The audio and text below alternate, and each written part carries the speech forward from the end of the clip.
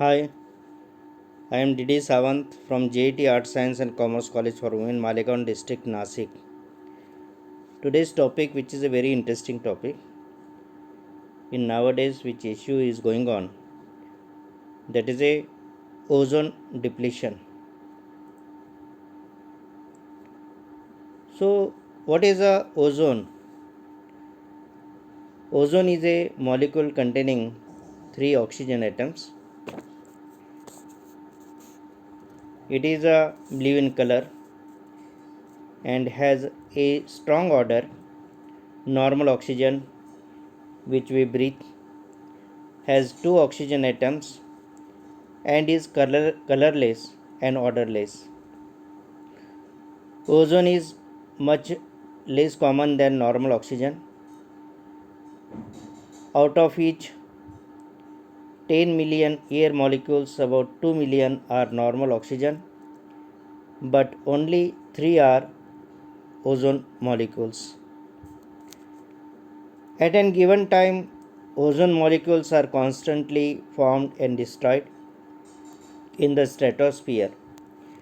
The total amount of ozone molecules, however, remains relatively stable. Ozone concentration vary naturally with sunspots, the seasons and latitudes. These processes are well understood and predictable. Each natural reduction in ozone levels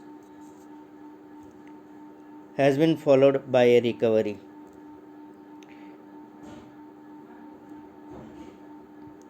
As the layers of the ozone, you should know that at what level the ozone layer is. While studying to the structure of the atmosphere, in that there are two divisions which are made. One is a homosphere and second one, that is a heterosphere. Up to 80 kilometers from the surface of the earth, the term proportion of the common gases which are found in homosphere, and second one, that is a heterosphere. Above an altitude of 80 kilometers, atmosphere is not uniform. All of you are knowing this upper zone is known as heterosphere. So what comes under the homosphere? Homosphere is divided into 3 layers. Those layers are a first layer, which is shown in this slide, that is a troposphere layer, which is near to the earth's surface. Second one, that is a stratosphere. Third one, that is a mesosphere. So these are the 3 layers which are separated from each other by narrow transitional zone, and here a pauses are also given. So what terminology of the troposphere is? This lowermost layer of the atmosphere extending up to a 11 kilometer from the surface of the earth, which is a troposphere layer, and in this layer 75% of the total gases, gaseous mass of the atmosphere which are present. Virtually the water vapor and dust particles are seen in this layer.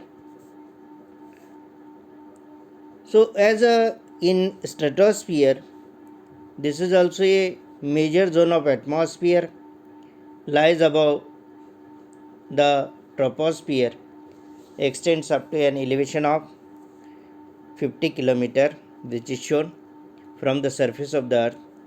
Throughout this zone, temperature of air increases gradually with an increasing in elevation.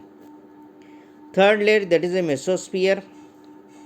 This zone lies above the stratosphere layer, and here it extends between 50 kilometer to 80 kilometer, and from which shown from the surface of the earth, and here the temperature of air decreases with an increasing in elevation. These were the 3 layers which are present in homosphere, and the next, that is above the 80 kilometer, which is a heterosphere. In this, the thermosphere layer and exosphere layer. Thermosphere layer extends from 80 km to 135 km from the surface of the earth, and here the temperature rises very rapidly in this zone, reaching up to a 1100 degrees Celsius to 1650 degrees Celsius. Now, in these zones, above the surface of the earth, the formation of the ozone layer, which is seen in the layer, that is in stratosphere layer. O2 plus sunlight means O plus O, and the sunlight, it becomes the O3. So ozone, this is the layer which is formation of O3. Now we will come to the point, that is a depletion of the ozone. How the ozone deplete? Ozone deplete is simply the wearing out of the amount of ozone in the stratosphere. As a pollution which is being going on increasing, and here many causes are seen, many causes are there to deplete the ozone by the action of human, and hence the industry is also one of the cause to manufacturing things like insulating foams, solvents, soaps, cooling things like conditioners, refrigerators, and takeaway containers use something called as CFCs. Now, what is meant by CFCs? CFCs means chlorofluorocarbon. Now, see, the depletion begins, the CFCs get into the stratosphere, and here from the sun, ultraviolet radiations from the sun breaks up these CFCs. So the layers which are shown in this diagram, the troposphere layer, in this layer this layer which is made up of the water vapor, dust particles and gases, and the second layer which is a stratosphere layer. In this layer, a ozone layer which is shown with a dark blue color, and the upper layer, that is a solar radiation which is shown, that is a light blue in color. So here CFCs which are being acting part due to the various causes, those are a development of population, due to industries, due to the various pollutions. So causes of ozone that we will see. Near about 50 years, chlorofluorocarbon was thought as a miracle substance. Over time, CFCs found uses as refrigerators, solvents, foam forming agents, and in other smaller applications. This is very extremely effective fire extinguishing agents, as a methyl bromide. This is effective fumigants. All of these compounds have atmospheric lifetimes long enough to allow them to be transported by winds into the stratosphere. So in this figure, a refrigerator which is shown, and from there the flame which is removed out into the atmosphere, and hence a release chlorine and bromine when they break down, they damage the protective ozone layer. The CFCs are so stable that the only exposure to strong ultraviolet radiations break them down. When that happens, the CFCs molecule release atomic chlorine, and hence one chlorine atom can destroy 1 lakh molecules of ozone. So the net effect is to destroy ozone faster than it is naturally created. In the early 1970s, researchers began to investigate the effect of various chemicals on ozone layer, particularly CFCs. They came to know that they are very stable and do not dissolve in rain. Thus, there are no natural processes to remove CFCs from the stratosphere. Other chemicals that damage the ozone layer include methyl bromide, which is used as a pesticide, and halogens, which is used in fire extinguishers. As methyl bromide and halogens are broken apart, they release bromine atoms, which are 40 times more destructive to ozone molecules and hence than chlorine atoms. As to describe the impacts of ozone depletion, it is harmful to human health, and what effects which are seen due to the ozone depletion. Skin cancer may seen, sunburns effects are seen, more contracts, blindness may happen, and other eye diseases may also occur due to the impacts of ozone depletion. Now here the adverse effects are also seen on agriculture. Those are as the growth of the plant, especially in seedlings, which is harmful to them, and hence a more intense ultraviolet radiations which are coming from the atmosphere towards the earth, and hence a crop species are particularly vulnerable to increased ultraviolet, resulting in reducing growth as a for photosynthesis and for flowering. It is very harmful. As a effects on plants, which is seen, that is a physiological and developmental processes of plants are affected by UV radiation, even by the amount of UV means ultraviolet but in present day sunlight. Also it affects on animals. That effect is seen as due to the ultraviolet overexposure which cause the eye and skin cancers, especially in on the species of marine animals in their developmental stage. For example, young fish, shrimp larvae, and crab larvae have been threatened in recent years by the increase of ultraviolet radiation under the Antarctic zone hole. Next one, that is a which effect which is seen, that is on material.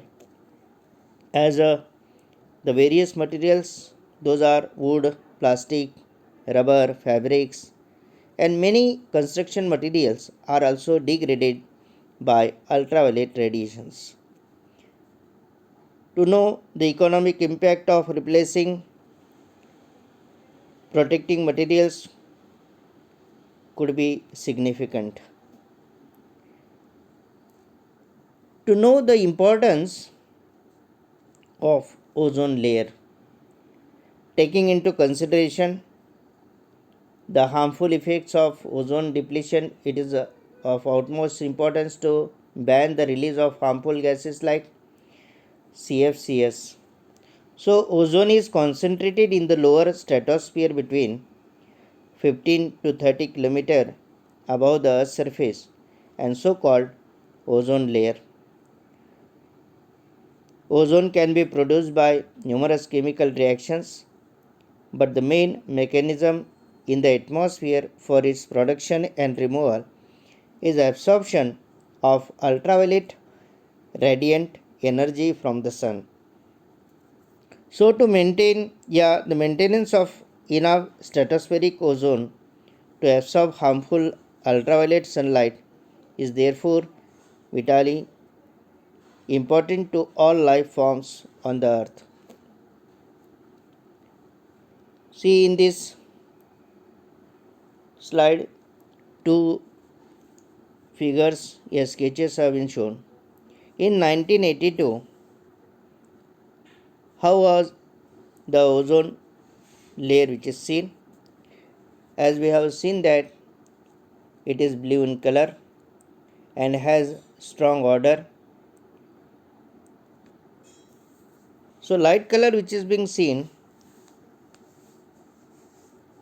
in on this layer, and in the 2011, if you observe this figure, a dark blue color which is seen, it means that a the layer which is being depleted due to the various actions of the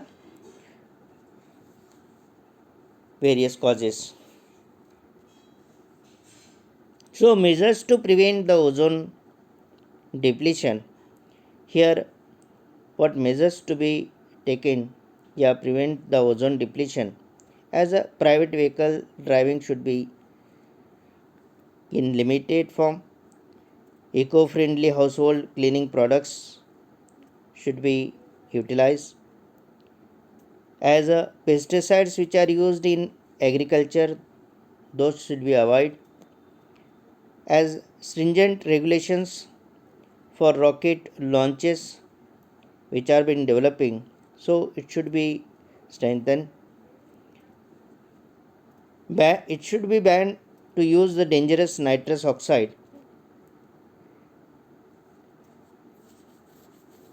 creating awareness about the harmful effects of ozone depletion among the people is necessary.